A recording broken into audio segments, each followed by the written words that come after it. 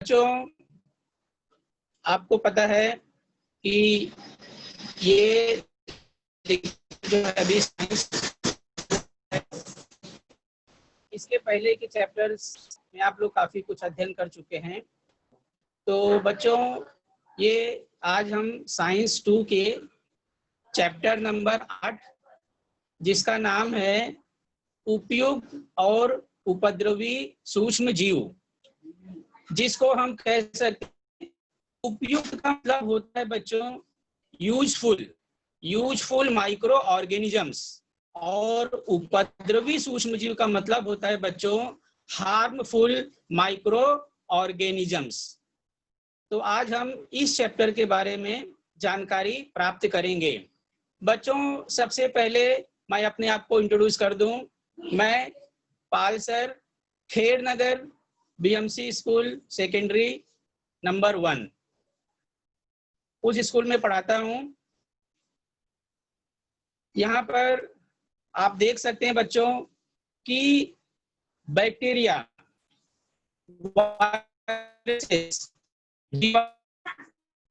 ये सब बहुत ही छोटे होते हैं, जिसको हम देख नहीं सकते हैं। तो उनको देखने के लिए हमें किसी विशेष प्रकार के यंत्र की जरूरत है। यूजफुल अर्थात फायदेमंद। माइक्रो ऑर्गेनिजम्स तो बहुत सारे होते हैं बच्चों, लेकिन उन कुछ माइक्रो ऑर्गेनिजम्स हमारे लिए उपयोगी होते हैं और कुछ जो हैं वो अनुपयोगी होते हैं, हमें नुकसान पहुंचाते हैं।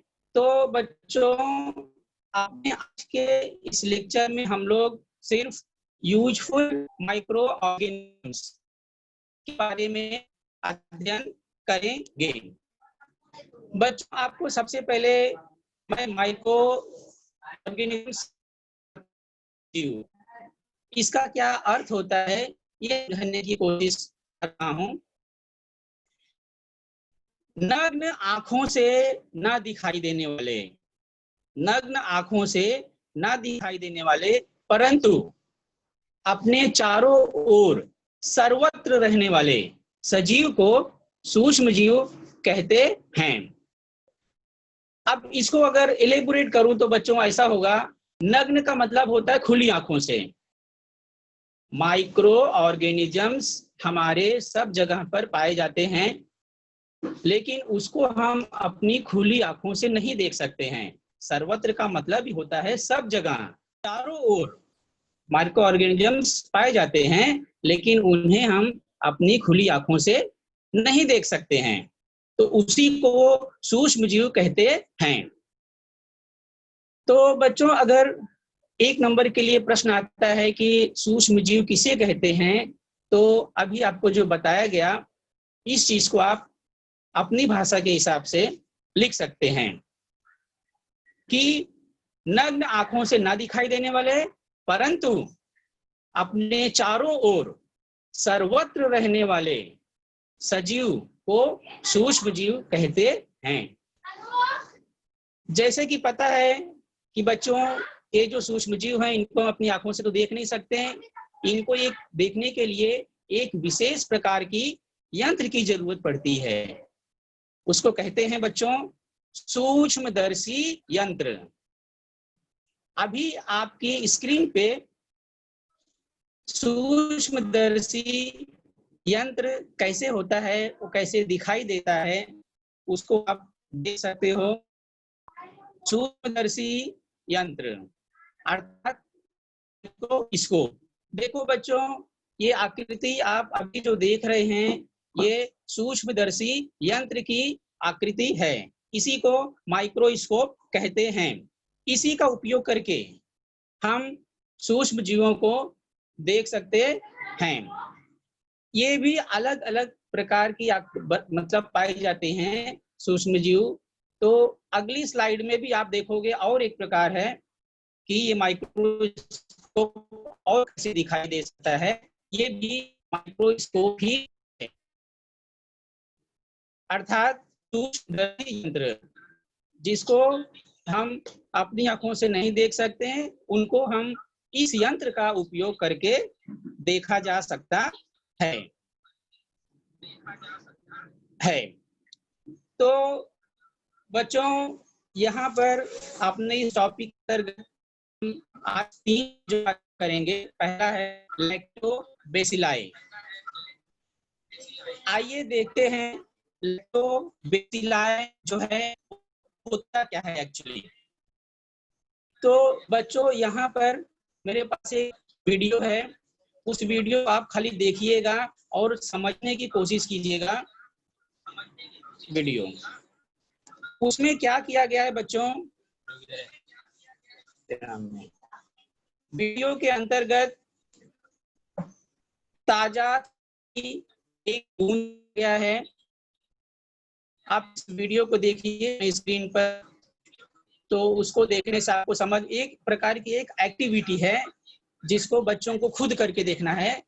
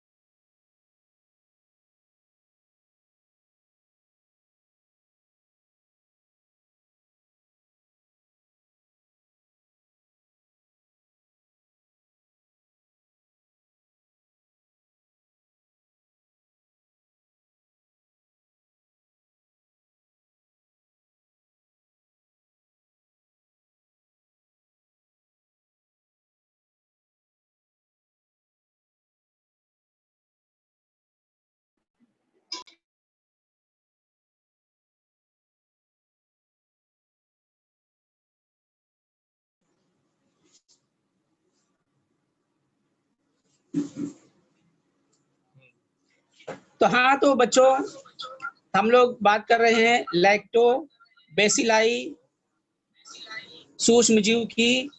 ये इसके बारे में एक क्लिप यहाँ पर उपलब्ध है, तो मैं चाहता हूँ कि आप लोग सबसे पहले उस क्लिप को देख लें, उसमें क्या बताया गया है उसका निष्कर्ष हम लोग फिर निकालते हैं, क्योंकि ये एक प्रकार की एक्टिविटी है जिसको आप करके देखेंगे तो ही समझ में आएगा।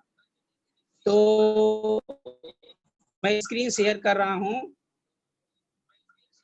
तो आप लोग उसमें देखिए।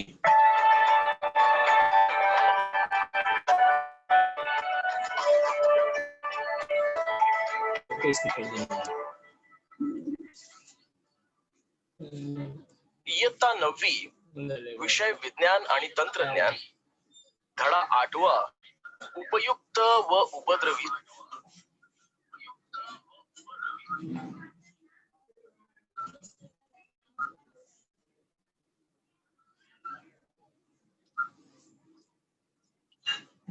नेटवर्क नहीं है।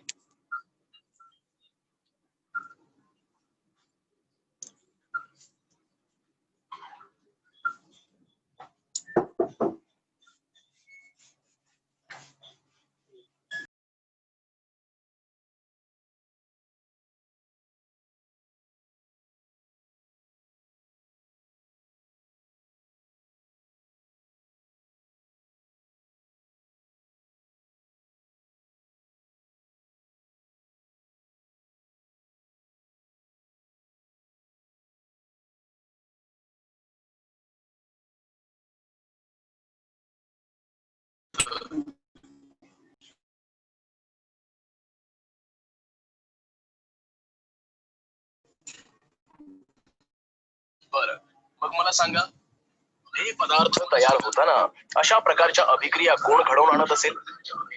सर, सूक्ष्मजीव। अगदी बरोबर। या सूक्ष्मजीवांमार्फत या अभिक्रिया घडून येतात।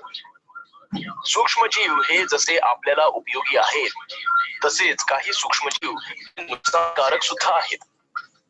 आपल्या सभोवताली आणि जमीन, पदार्थ,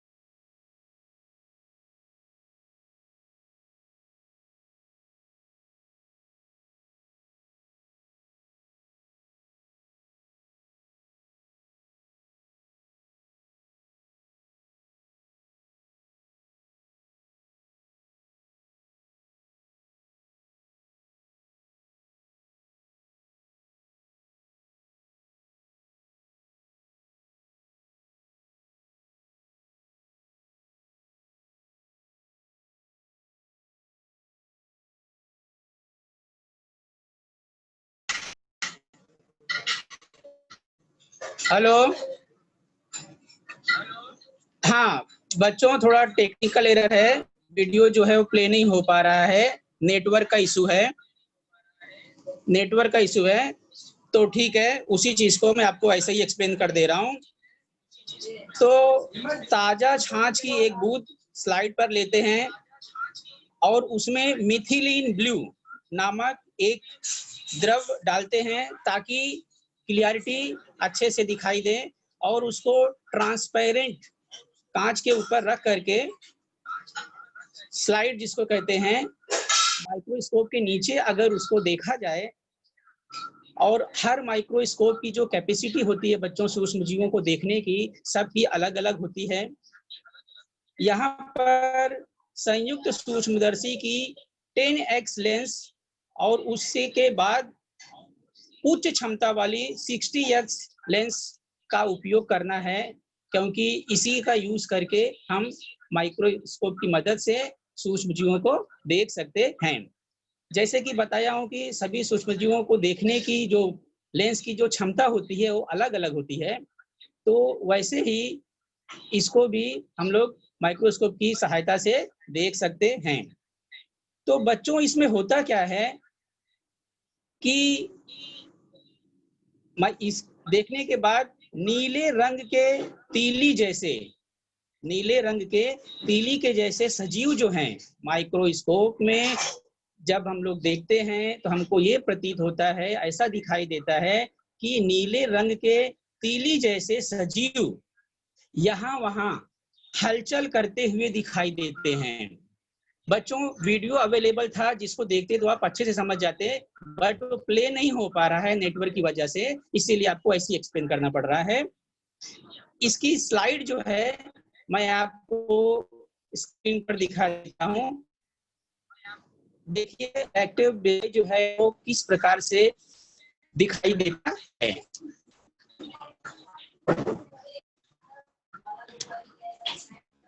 लैक्टोबैसिलाई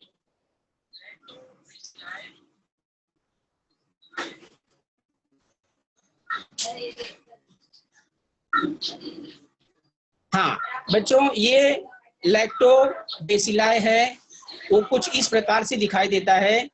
नीले रंग के तीली जैसे सजीव हलचल करते हुए दिखाई देते हैं। इन जीवाणुओं का नाम लैक्टोबैसिलाई है।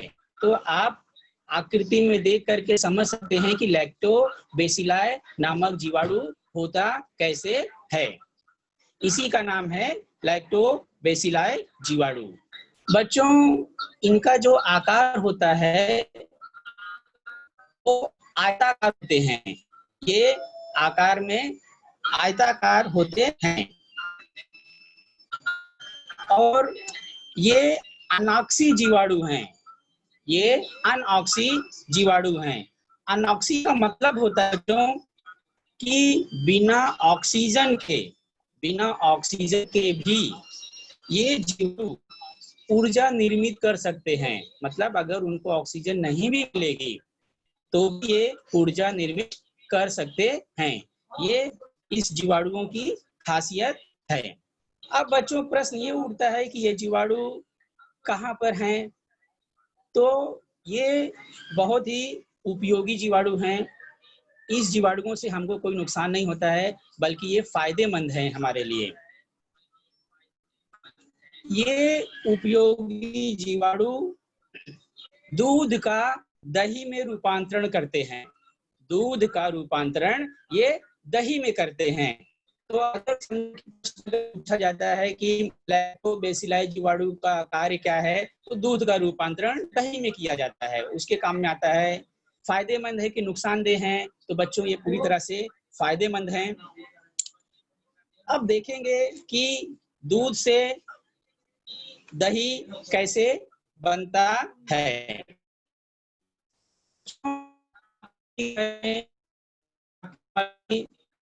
से दही बनाए होंगे घरों में, आप लोगों ने भी देखा होगा। तो सबसे पहले क्या किया जाता है बच्चों की, दूध में जामन डालते हैं। दूध में जामन डालते हैं। जामन अर्थात चाहे खट्टी चीज, छाछ हो या दही हो, दूध में जामन डालते हैं और जामन में लैक्टोबैसिलाई जीवाणु हैं के अंदर। बच्चों समझने की कोशिश करो, दूध में जामन डाले और जामन के अंदर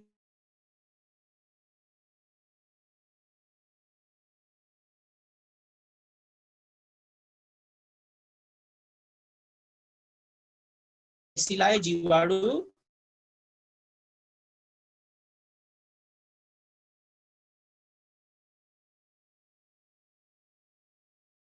तो दूध के अंदर आपको पता ही है कि दूध का जो स्वाद होता है थोड़ा मीठा टाइप का होता है। दूध की लैक्टिक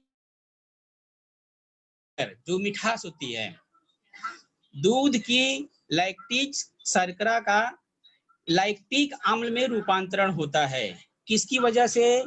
ये जो लैक्टोबैसिलाई जीवाणु हैं, ये दूध के घटकों का रूपांतरण कर देते हैं। दूध के अंदर जो लैक्टोज शर्करा होता है उसका रूपांतरण वो लैक्टिक अम्ल में कर देते हैं। बच्चों के लिए प्रश्न उठता है, पूछा जाता है कि दही के अंदर या दही के अंदर कौन सा अम्ल पाया जाता है, तो आप बता सकते हो कि उसमें लैक्टिक अम्ल पाया जाता है। पहले तो दूध था, लेकिन लैक्टोबैसिलाई की वजह से उसका जो मिठास था वो परिवर्तित हो गया, लैक्टिक अम्ल में उसका रूपांतरण हो गया। तो लैक्टिक अम्ल के कारण बच्चों, लैक्टिक अम्ल के कारण दूध के अंदर खट्टापन आ जाता है। लैक्टिक अम्ल के कारण ही दूध के अंदर खट्टापन आ जाता है और उसमें किण्वन की प्रक्रिया होती है। देखो, आप शाम को जब दूध को जमाते हो तो किण्वन की प्रक्रिया होने के लिए कुछ घंटे लगते हैं, कुछ समय लगते हैं। तो जब उसमें किण्वन की प्रक्रिया पूरी हो जाती है तब जाकर के सुबह आप देखते हो तो आपका जो दूध था उसमें जामन मिलाने के बाद, किण्वन की प्रक्रिया होने के बाद, लैक्टिक अम्ल रूपांतरण होने के बाद आपको दही प्राप्त हो जाता है और इसका स्वाद जो होता है वो खट्टा होता है। तो इस प्रकार बच्चों दूध से दही बनाया जाता है। तो यहाँ पर और एक विशेष जानकारी आप लोगों ने देखा कि दही के अंदर लैक्टिक अम्ल पाया जाता है जिसका स्वाद खट्टा होता है। बच्चों, आजकल मार्केट में प्रोबायोटिक दही जो है चीजें मिल रही हैं, तो मैं आपको प्रोबायोटिक का मतलब समझा देना चाहता हूं कि ये प्रोबायोटिक जो है वो होता क्या है। लैक्टोबैसिलाई जैसे उपयुक्त जीवाणु उपयोगकारी जीवाणु का उपयोग करके बनाया गया जो खाद्य पदार्थ होता है उसी को हम प्रोबायोटिक कहते हैं। अर्थात प्रोबायोटिक का मतलब होता है कि लैक्टोबैसिलाई जीवाणु का उपयोग करके अलग अलग प्रकार के खाद्य बनाए जाते हैं, खाद्य पदार्थ बनाए जाते हैं, उसी को हम प्रोबायोटिक कहते हैं। और इसके द्वारा बनाया गया जो खाद्य पदार्थ है वो हमारे शरीर के लिए आरोग्य होता है, मतलब कि इससे हमारे शरीर को कोई नुकसान नहीं होता, ये आरोग्यप्रद होता है, ये उपयोगी है, इससे कोई भी नुकसान नहीं है। फोटो दिखा रहा है। हाँ, आजकल प्रोबायोटिक दही और अन्य पदार्थ बहुत सारे मिल रहे हैं। ऐसे अन्न शरीर के लिए स्वास्थ्यवर्धक होने के कारण ये सूक्ष्म जीव हमारी आहार नलिका के क्लॉस्ट्रिडियम हमारी आहार नलिका के क्लॉस्ट्रिडियम जैसे घातक जीवाणु को नष्ट करके हमारी क्षमता बढ़ाते हैं। बच्चों, अर्थात इसका ये मतलब हुआ कि मार्केट में जो आजकल प्रोबायोटिक दही मिल रहे हैं या अन्य खाद्य पदार्थ मिल रहे हैं, उसमें लैक्टोबैसिलाई जीवाणु का उपयोग करके उनको बनाया जाता है, वो हमारे शरीर के लिए स्वास्थ्यवर्धक होते हैं। और जब ये हमारी आहार नाल के अंदर जब जाते हैं तो आहार नाल में क्लॉस्ट्रेडियम जैसे घातक जीवाणु जो रहते हैं कभी कभार, तो ये लैक्टोबैसिलाई जो होता है उन जीवाणुओं को नष्ट कर देता है। लैक्टोबैसिलाई जो है वो क्लॉस्ट्रेडियम जैसे घातक जीवाणुओं को नष्ट कर देता है और रोग से लड़ने की हमारी जो क्षमता है, जो शक्ति है, उसको बढ़ाता है। तो क्लॉस्ट्रेडियम के बारे में आपको बता रहा हूं बच्चों की क्लॉस्ट्रेडियम क्या होता है। यह जीवाणु विषैले पदार्थों की निर्मित करता है। क्लॉस्ट्रेडियम जो है ये भी एक प्रकार का जीवाणु है।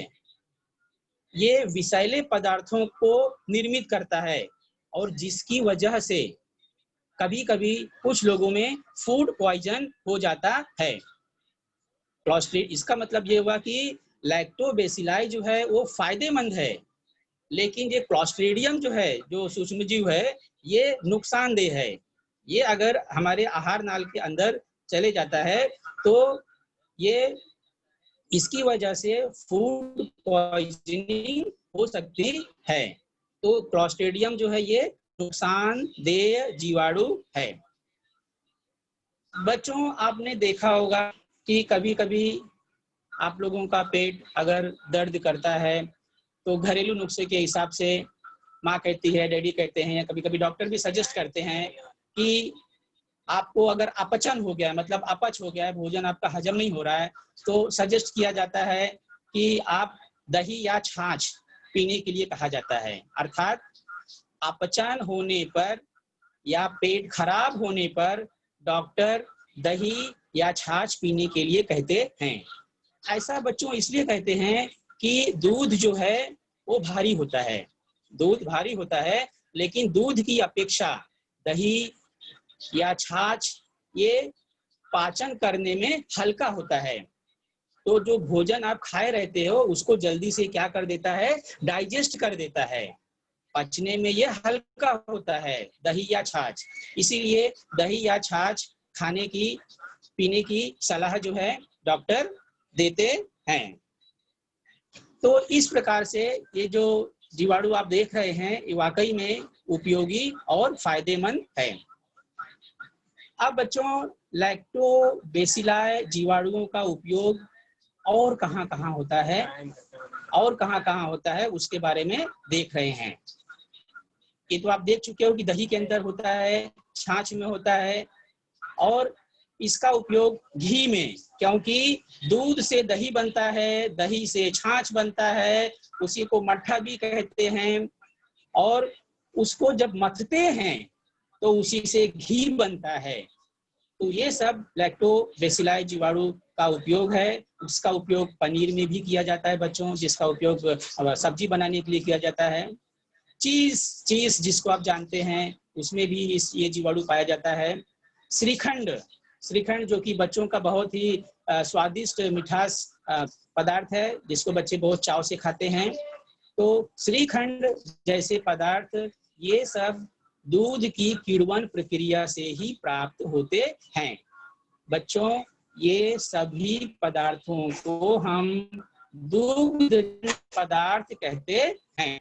ये सभी पदार्थ को दुग्धजन्य मतलब दूध से बनाया जाने वाला पदार्थ कहते हैं। और भी इसे और पदार्थ बनाए जाते हैं, जैसे खोवा हो गया। दूध को जला करके पूरा पका करके उससे खोवा बनाया जाता है, और उस खोए का उपयोग जो है वो मिठाई के अंतर्गत किया जाता है। तो हम ऐसा भी कह सकते हैं कि खोवा और मिठाई बनाने में भी ये लैक्टोबैसिलाई जो है वो अहम भूमिका निभाते हैं। इसके अलावा आप लोग देखे होंगे कि घर में मुरब्बा वगैरह बनाया जाता है, सब्जी के बहुत सारे अचार बनाए जाते हैं, तो उसमें भी इसका यूज किया जाता है। वाइन बनाने में, वाइन अर्थात मद्यार्क निर्मिति का मतलब होता है शराब बनाने में। शराब बनाने में भी अर्थात मदिरा में भी लैक्टोबैसिलाई जीवाणु जो है वो उपयोगी होता है। और इसका उपयोग डबल रोटी या पाव बनाने में भी किया जाता है। डबल रोटी बोलो, पाव बोलो, ब्रेड बोलो, ये सब चीजों में इसका उपयोग होता है। अभी जैसे कि पहले ही बताया कि पाचन संस्थान के कार्य में, मतलब जो भी भोजन हम खा रहे हैं अगर डाइजेस्ट होने में दिक्कत हो रही है तो पाचन संस्थान के कार्य में खराबी आने पर भी ये उपयुक्त साबित होता है। और गाय भैंस, भोजन के लिए गाय भैंस को जो हम बिनौले देते हैं, बिनौले की जो खली होती है वो खट्टी होती है, खटास होती है उसमें भी लैक्टोबैसिलाई की सहायता से खटास उत्पन्न किया हुआ अन्य पदार्थ है जो हम गाय और भैंस को देते हैं, जिसको खाने से दूध की मात्रा जो है वो बढ़ जाती है। और दूध के अंदर जो मलाई निकलती है उसका भी उपयोग हम घर के कई कामों में, कई पदार्थ बनाने के लिए कर सकते हैं। जैसे घर की जो मलाई निकलती दूध के अंतर्गत, उसका उपयोग हम घी बनाने के लिए करते हैं। उसका एक प्रोसीजर होता है जो फॉलो करना पड़ता है। आजकल ज्यादातर लोग देखोगे तो केक खाते हैं, बिस्किट खाते हैं, नान खटाई खाते हैं, तो ये सब जो उत्पादन है इसको बेकरी उत्पादन कहते हैं। ये सबको बेकरी उत्पादन कहते हैं। तो बेकरी उत्पादन में भी जो बेकरी वाले लोग हैं, केक बनाने में, बिस्किट बनाने में, नान खटाई बनाने में, उसमें भी लैक्टोबैसिलाई जीवाणु जो है वो काफी उपयोगी सिद्ध होता है। आप देखे होंगे कि दूध तो तबेले का दूध होता है और भी अन्य प्रकार के दूध होते हैं, लेकिन जो अक्सर छोटे बच्चे होते हैं वो तो कभी कभी कुछ प्रॉब्लम होने की वजह से उनको हमें पाउडर का दूध देना पड़ता है। तो दूध के पाउडर बनाने में भी लैक्टोबैसिलाई जीवाणु का उपयोग किया जाता है।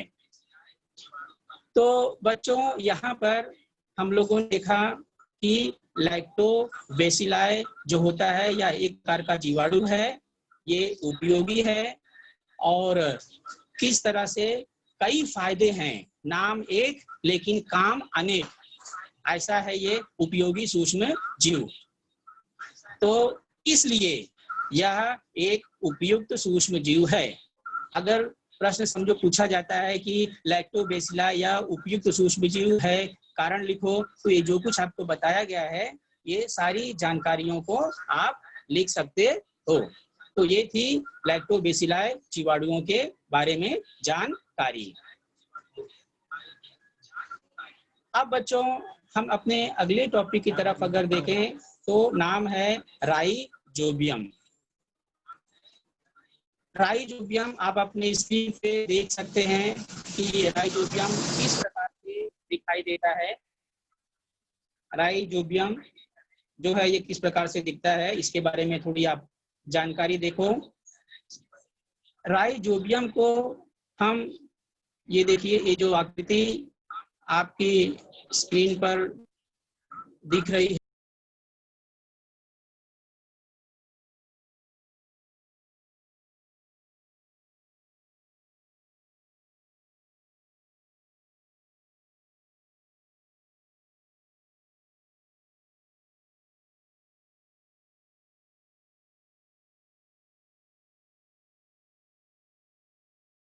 जो राइजोबियम जीवाणु सोयाबीन, सेम, मटर, सोयाबीन, सेम तथा अन्य कई प्रकार की दालें पाई जाती हैं। दाल जैसे चने की दाल, मूंग की दाल, मसूर की दाल, तुअर दाल जैसे वनस्पतियों की जड़ों में रहते हैं। अर्थात राइजोबियम नामक जो जीवाणु है, यह जीवाणु मटर, सोयाबीन, सेम और अन्य कई प्रकार की दालों की जड़ों में रहते हैं। इससे इन वनस्पतियों को मतलब इससे फायदा क्या होता है बच्चों की, ये क्यों उपयोगी है, राइजोबियम नामक जीवाणु जो है ये क्यों उपयोगी है। इससे वनस्पतियों को पोषक द्रव्य मिलता है। यहाँ पर अगले आप अपने स्क्रीन पे जो देख रहे हैं लिखा हुआ है, सोयाबीन की जड़ों पर पाई जाने वाली गांठें। तो ये सब जो रहती है उनकी जड़ों में ये पाई जाती है, गांठ के रूप में पाया जाता है।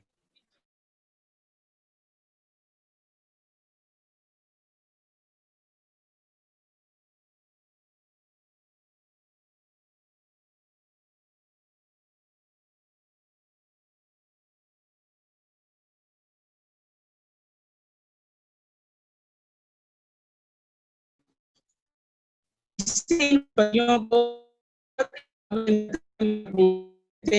पत्तियों हम मिलते हैं, इससे प्रोटीन की निर्मित है। तो का मतलब राइजोबियम नामक जीवाणु है जो वनस्पति की जड़ों के अंदर पाया जाता है, जो वनस्पतियों को करते हैं प्रोटीन है। तो बुवाई करने के पहले वनस्पतियों की बुवाई की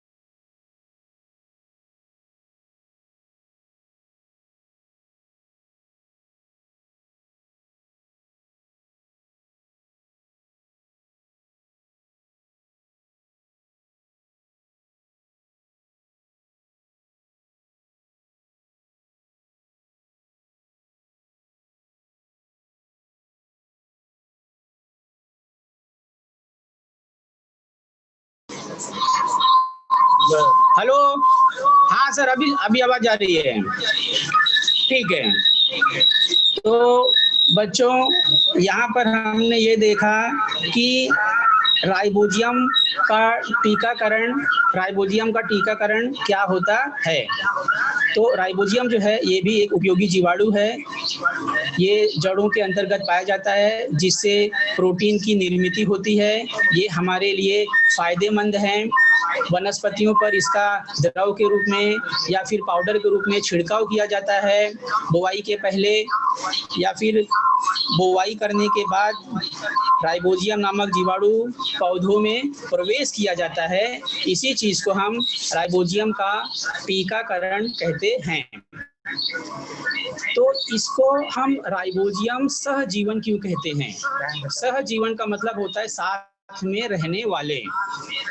तो जड़ों पर गांठों में रहने वाले राइबोजियम जो हैं, ये पौधों को नाइट्रेट और अमीनो अम्ल देते हैं।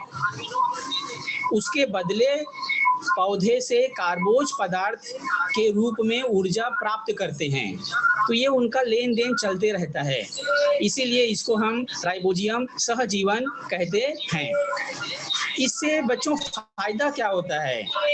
राइजोबियम के कारण जमीन की जो कंडीशन है, उर्वरता शक्ति उसकी बढ़ती है। रासायनिक खाद का उपयोग कम करना पड़ता है। जो फर्टिलाइजर्स यूज होते हैं मिट्टी के अंतर्गत, अगर हम लोग राइबोजियम का इस्तेमाल करें तो रासायनिक खादों का उपयोग बहुत ही कम हो जाता है। और राइबोजियम के कारण अलग से रासायनिक खाद का उपयोग नहीं करना पड़ता है। इससे खादों के लिए जो खर्चा आता है वो हमारा बच जाता है। खर्चा बच जाता है मतलब खर्चा हमारा कम हो जाता है, और इसकी वजह से किसानों को फायदा होता है। इसीलिए राइबोजियम नामक जीवाणु जो है ये हमारे किसानों के लिए भी काफ़ी फायदेमंद साबित होता है। तो इस प्रकार से हम ये कह सकते हैं कि राइबोजियम नामक जीवाणु जो है यह भी एक उपयुक्त सूक्ष्म जीव है। बच्चों, तीसरे पॉइंट पे अगर हम देखते हैं तो उसमें है कीड़व। कीड़व का अर्थ होता है ईस्ट। कई लोगों ने ईस्ट का नाम सुना होगा, शायद देखे भी होंगे आप लोगों में से बहुत से लोग। तो मैं अभी आप लोगों को ईस्ट कैसा होता है ये आपको दिखा रहा हूँ, आप देखने की कोशिश। हाँ, देखिए बच्चों, ये थैली में अभी मेरे पास जो है आपको दिखाई दे रहा होगा कि हाँ देखिए, ये जो चीज है यही है ईस्ट। इसको ईस्ट कहते हैं। इसको आप ऐसे भी देख सकते हो, ये ईस्ट है। देखिए गोल गोल दिखाई दे रहा है। अब उसको अगर उसको इसमें भी आप देख सकते हो कि किस प्रकार से दाने के जैसा दिखता है वो। ये ईस्ट है। ये देखिए ईस्ट कैसे बनता है, ये कैसा दिखता है, मतलब ईस्ट कैसे होता है, ये कैसा दिखता है, इसको आप लोगों ने यहाँ पर देखा। तो अपना पोषण करते समय ईस्ट कोशिकाएं विलयन जिसके अंदर मिलाना रहता है उसमें हम उसको मिला सकते हैं ईस्ट को, और जिसमें ये कार्य करता है उस प्रकार की चीज़ों को हम बना सकते हैं। जैसे ब्रेड बनाना है, पाव रोटी बनाना है, बटर के अंतर्गत टोस्ट बनाते हैं, देखे होंगे बेकरी वाले किस प्रकार से, इडली बनाते हैं, डोसा बनाते हैं। तो ये सब चीज़ों के अंतर्गत ईस्ट जो है वो मिला दिया जाता है, और थोड़े समय के लिए उसको रख दिया जाता है। रखने के बाद उसमें किण्वन की प्रक्रिया होती है, उसको थोड़ा समय देना पड़ता है किण्वन की पूरा प्रोसीजर होने के लिए। तो इस प्रकार से जो है हम ईस्ट का उपयोग कर सकते हैं। तो ईस्ट जो है यह भी एक उपयोगी जीवाणु है। तो ये सब चीज़ों बनाने के लिए जो हैं, और हम ईस्ट का उपयोग करते हैं। ये जो ईस्ट अभी आप लोगों ने देखा बच्चों, ये जो है बाजार में उपलब्ध है। एक्टिव ड्राई ईस्ट भी इसको कहते हैं। एक्टिव ड्राई ईस्ट, इसको आप खरीद करके ला करके ये सब चीज़ें यूट्यूब वगैरह पे देख करके खुद भी आप बना सकते हैं। तो बच्चों अब थोड़ा और आगे बढ़ते हैं। प्रतिजैविक क्या होता है, जिसको हम एंटीबायोटिक कहते हैं। जैसे कि अगर किसी को सर्दी हो गई है, जुकाम हो गया है, वो एक प्रॉब्लम है, अब वो प्रॉब्लम कैसे दूर हो जाएगा, उसका काट क्या है, उसी चीज को हम एंटीबायोटिक कहते हैं। तो सबसे पहले प्रतिजैविक की आप परिभाषा देखिए कि प्रतिजैविक अर्थात क्या। सूक्ष्म जीव या माइक्रो ऑर्गेनिजम्स का विनाश और उसकी वृद्धि को रोकने के लिए जिस कार्बनिक यौगिक का उपयोग किया जाता है उसे हम प्रतिजैविक कहते हैं।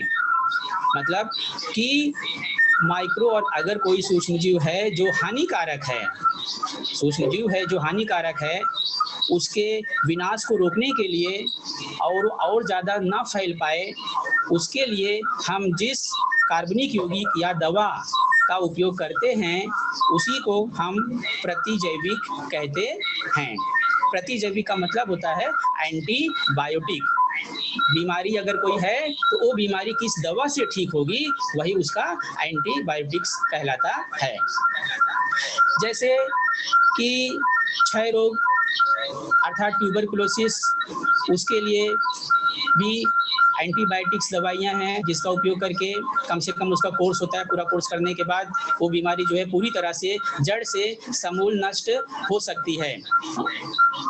और भी इसी प्रकार की अन्य कई बीमारियां हैं। तो मैं आपको कुछ एंटीबायोटिक्स के नाम और बता देता हूँ। पेनिसिलिन यह भी एक एंटीबायोटिक दवा है। जेंथामाइसिन, एरिथ्रोमाइसिन, ये सब, इसके अलावा सिर्फ इतना ही नहीं बल्कि इसके अलावा और भी बहुत सारे एंटीबायोटिक्स दवाइयाँ हैं। तो यहाँ पर बच्चों मैं हाईलाइट कर रहा हूँ पेनिसिलिन के ऊपर।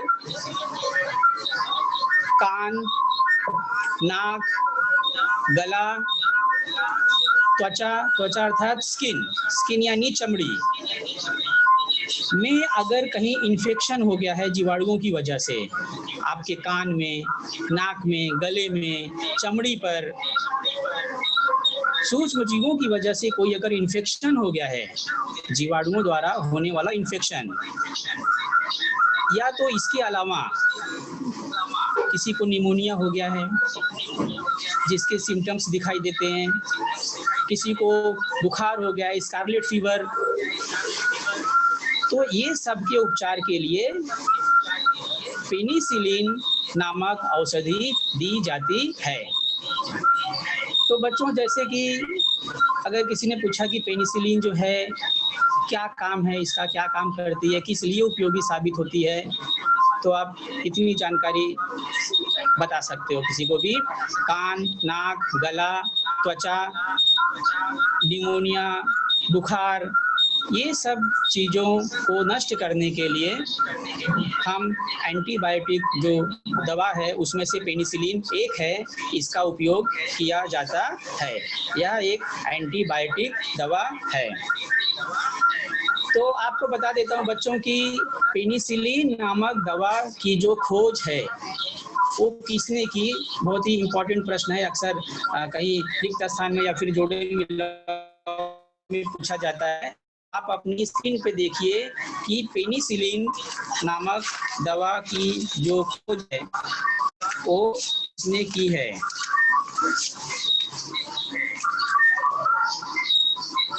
पेनिसिलिन नामक दवा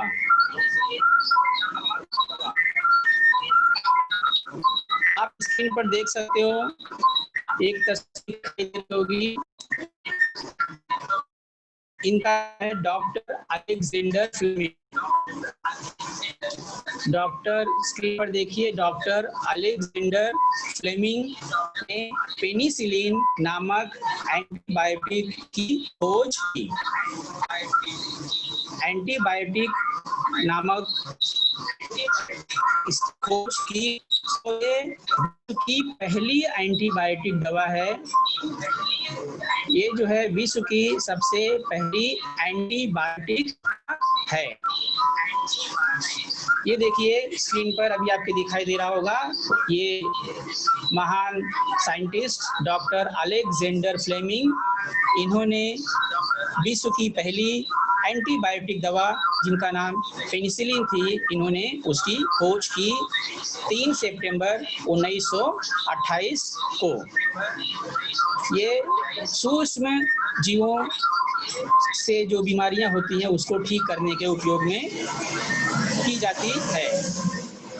तो इनके हम ऋणी हैं कि जिन्होंने ये दवाइयाँ हम लोगों तक पहुँचाया, जिससे लाखों करोड़ों लोग ठीक हो सकते हैं। बच्चों, एक चीज़ आपको मैं और बताना चाहता हूँ कि इंसान है तो बीमारियाँ हैं, इंसान है तो बीमारियां हैं, और बीमारियां हैं तो दवाएं हैं। और जब दवाएं कब होंगी? जब अच्छे साइंटिस्ट होंगे, अच्छे डॉक्टर होंगे जो दवाइयों का डिस्कवरी करते हैं, अलग अलग प्रकार की दवाइयां जो बनाते हैं। तो साइंटिस्ट का बहुत बड़ा विशेष योगदान होता है। अभी जैसे आपको पता ही है कि कोरोना नामक बीमारी चल रही है, इसके ऊपर साइंटिस्ट हमारे पूरी तरह से जुटे हुए हैं उसका एंटीडोज बनाने के लिए, लेकिन अभी वो प्रोसेस में है। कोई भी दवा मार्केट में अभी तक लॉन्च नहीं हुई है कि जिसका उपयोग हम कर सकें। तो उससे भी एंटीबायोटिक जो है वो आज नहीं तो कल, हो सकता है थोड़ा समय लगे, लेकिन दवाइयाँ जो है मार्केट में आ सकती हैं और जल्दी आने की उम्मीद भी है।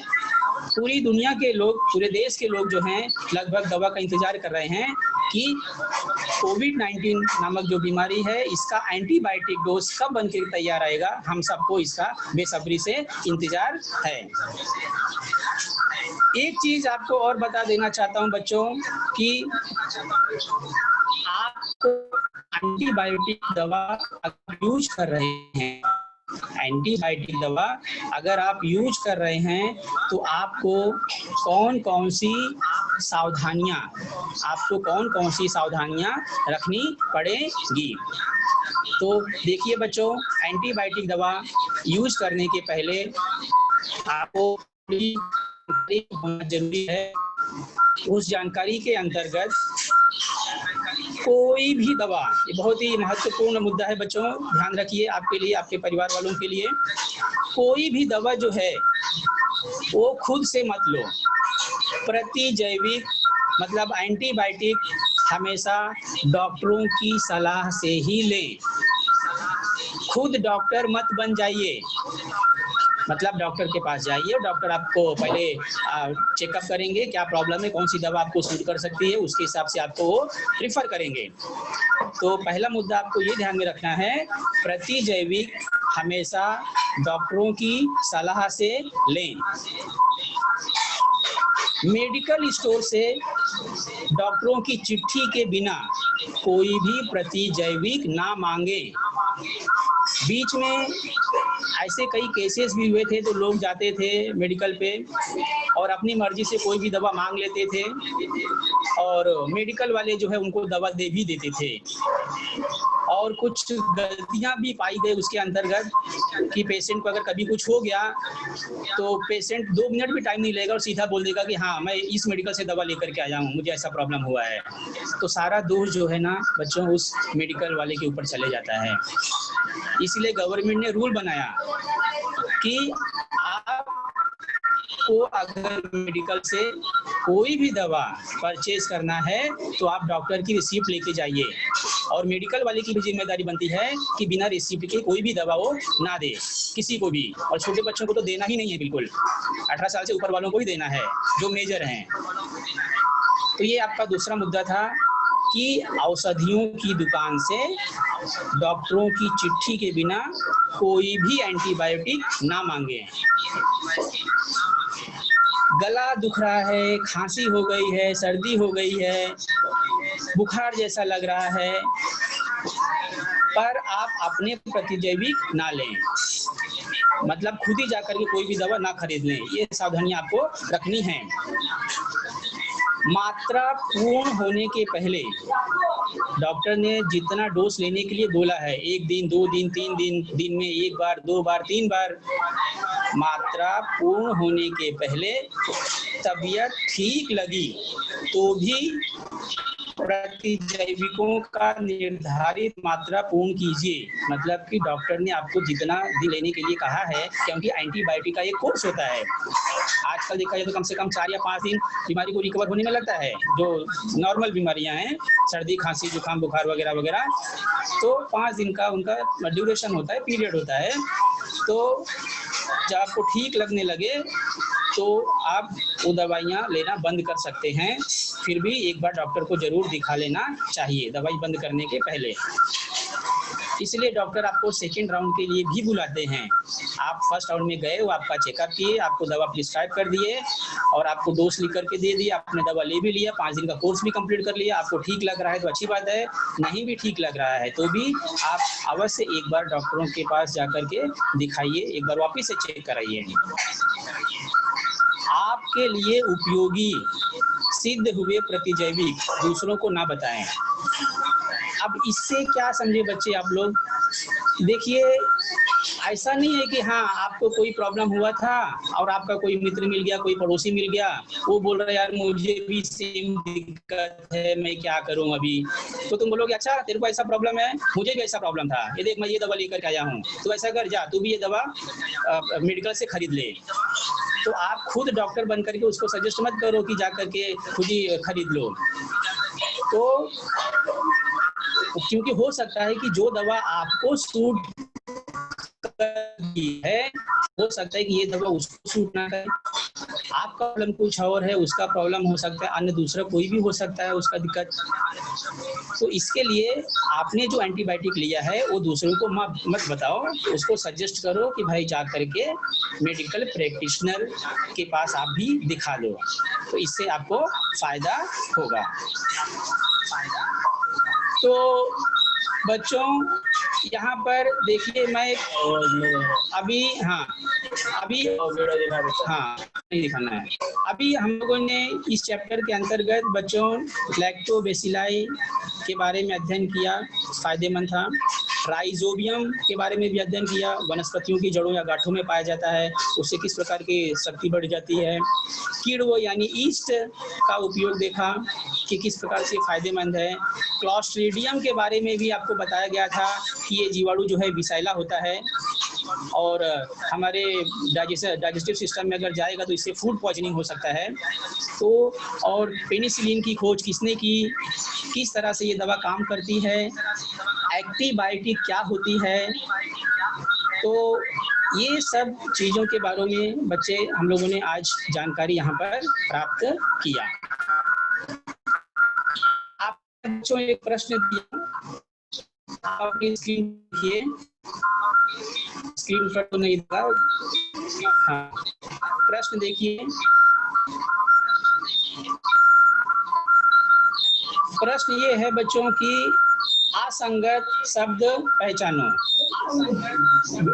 कैमरा, असंगत शब्द पहचानो और बताओ क्या है। ये क्वेश्चन आता है असंगत शब्द के लिए, 1 मार्क्स के लिए पूछा जाता है। आप देखिए प्रश्न क्या है, असंगत शब्द पहचानो।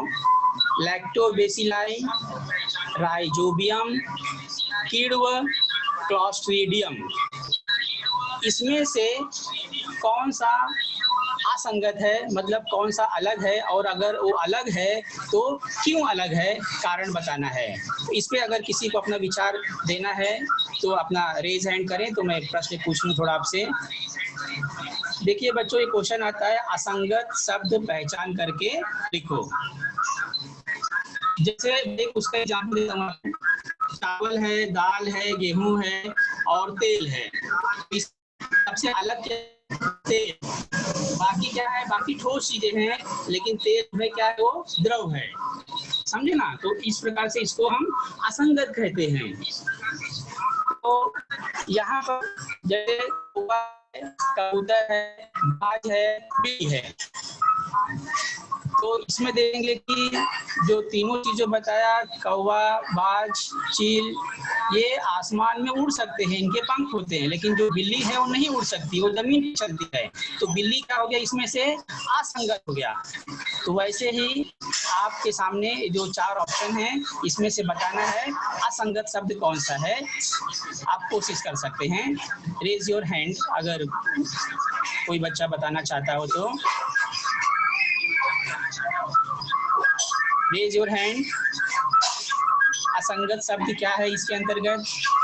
आप अपने टॉपिक पर जाइए। हमारा टॉपिक था उपयोगी और अनुपयोगी सूक्ष्म जीव, उससे आपको कुछ क्लू मिल सकता है। उपयोगी और अनुपयोगी सूक्ष्म जीव, कोई क्लू देखिए आपको नजर आ रहा है। ये चारों में से एक ऑप्शन ऐसा है जो कि एकदम अलग है, वही असंगत होगा। बच्चों रेज योर हैंड, हाथ दिखाइए आप लोगों में से कोई भी।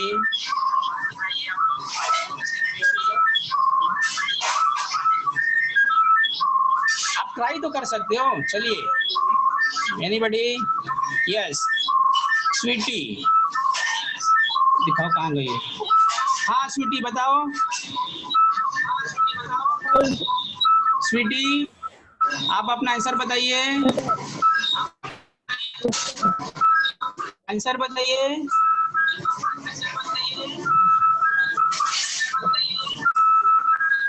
आंसर बताइए स्वीटी, आपकी आवाज नहीं आ रही बेटा, आंसर बताओ।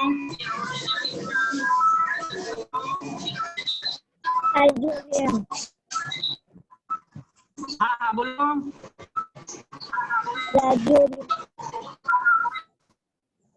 Very good, clostridium. Okay very good, बहुत बढ़िया। अच्छा बता सकते क्यों? हाँ बता सकते हो क्यों? ठीक है, आपने एकदम सही जवाब दिया है।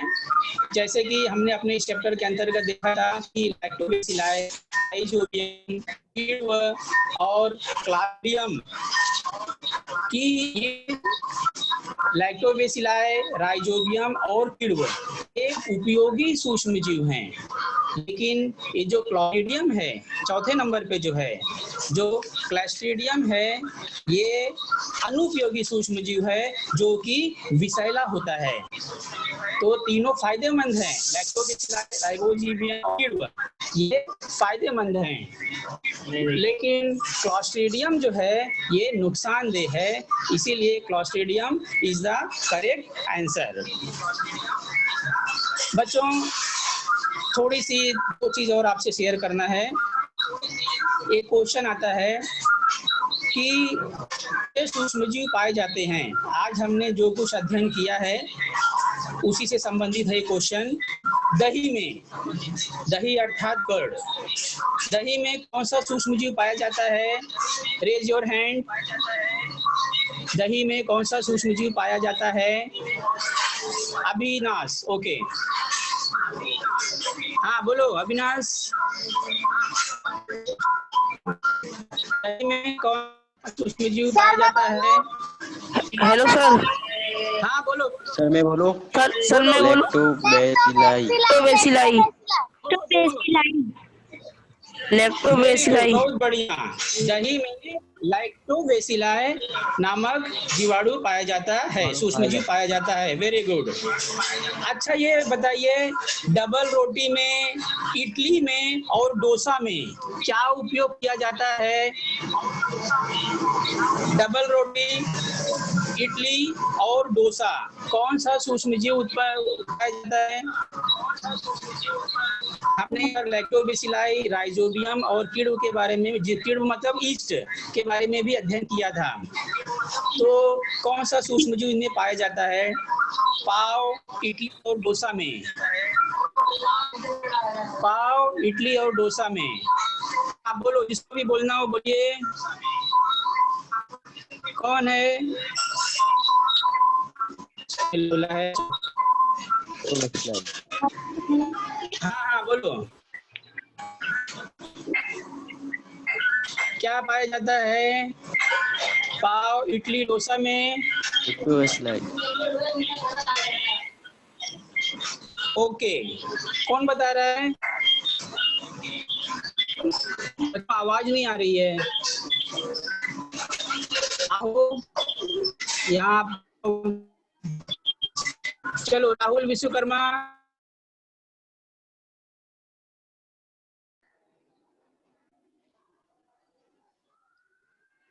लैक्टोबैसिलाई।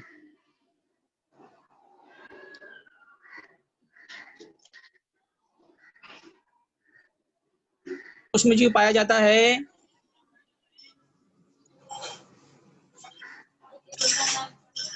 डबल रोटी, इडली और डोसा। चलो जो बच्चे हाथ उठाए हैं बोल सकते हैं। आवाज नहीं आ रही है। Vikrant, Vikrant. Lactobacilli sir. Okay, बहुत बढ़िया। ओके ठीक है। लैक्टोबैसिलाई। हाँ हाँ करेक्ट। लैक्टोबैसिलाई। हाँ, ईस्ट जिसको हम कीड़े कहते हैं, ये सूक्ष्मजीव पाया जाता है।